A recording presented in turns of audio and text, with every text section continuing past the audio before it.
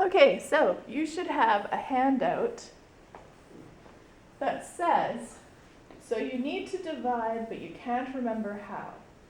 This handout is going to be helpful for you. Instead of writing all of these steps in your notebook, you can use this handout to help you answer the questions this week. But just remember, by the time you get to Friday, you should be able to do this without the handout. So let's talk about the handout. Step 1, write the question in your notebook.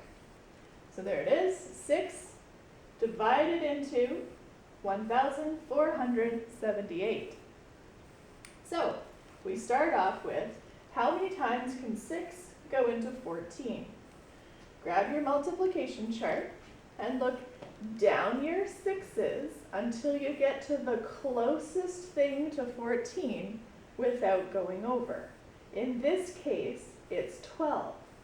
So 12 is going to go under the 14 in my question, and if I look to the side, the 2 is going to go in my answer.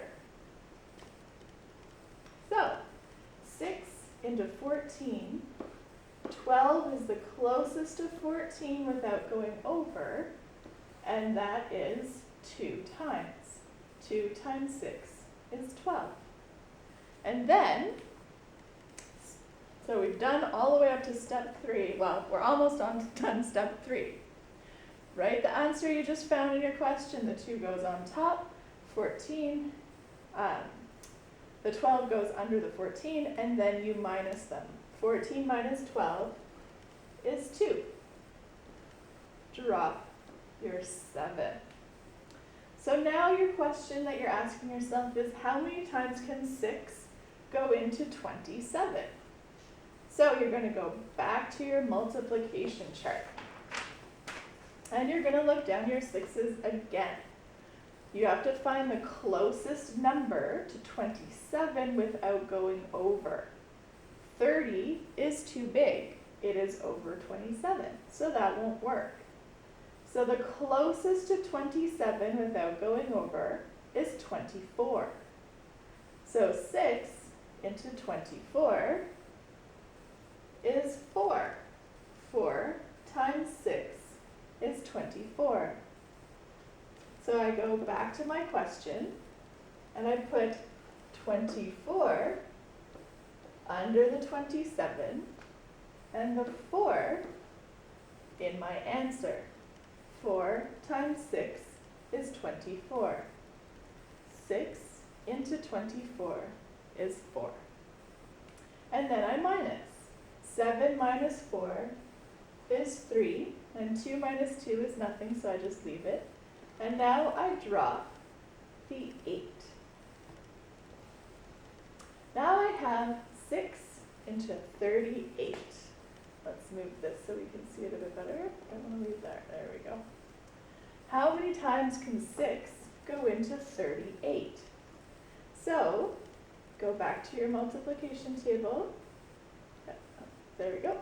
So you look down your 6's until you get to the closest thing to 38 without going over.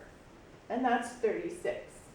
So on your line of 6's, 42 is too big. It has to be 38 or smaller.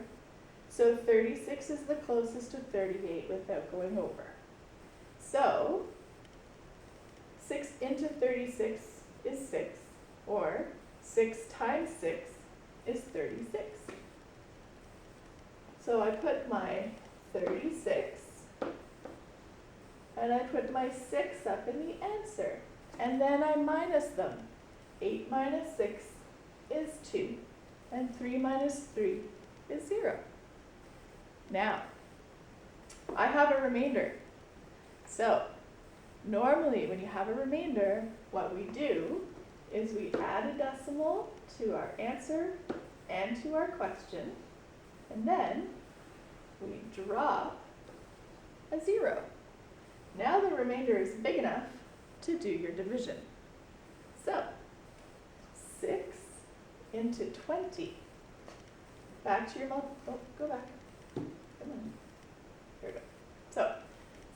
the closest thing to 20 without going over? Go down your 6's, and it's 18. So what's going to go on top? 3. So my 3 is on top. I'm going to have to make my long division symbol a bit bigger. And 18 on the bottom. Now I minus. Don't forget to borrow. I can't take 8 away from 0, so I borrow, and now it's 10. 10 minus 8 is 2. I can keep dropping zeros until I either have no remainder or until I've dropped 3 zeros. Once you're done dropping 3 zeros, that's it. But I want you to notice something. We already had 20, and now we have 20 again. What this means is, this is a repeating decimal. And this often happens when you're dealing with 6's or 3's. So take a look up at the top. This 3 is a repeating decimal. We know that it's just, if I keep dropping zeros, it's going to be 3, 3, 3, 3, 3, 3, 3, because the more I drop zeros, the answer is always going to be 18 out of 20, 18 out of 20, 18 out of 20. So my answer is always going to be 3, 3, 3, 3, 3. So I'm done. I don't need to, I understand that that is what the case is, so I don't need to keep going. Whenever you have a repeating decimal, you just put a little line on top. And that tells everyone that this 3 goes for infinity. So this is an important handout. You're going to need to use it. It tells you step by step how to do long division when you have a remainder. So you're going to want to use it, keep it around, use it again today, use it again tomorrow, use it on Thursday. And then on Friday, you're going to have to try to do it by yourself, okay?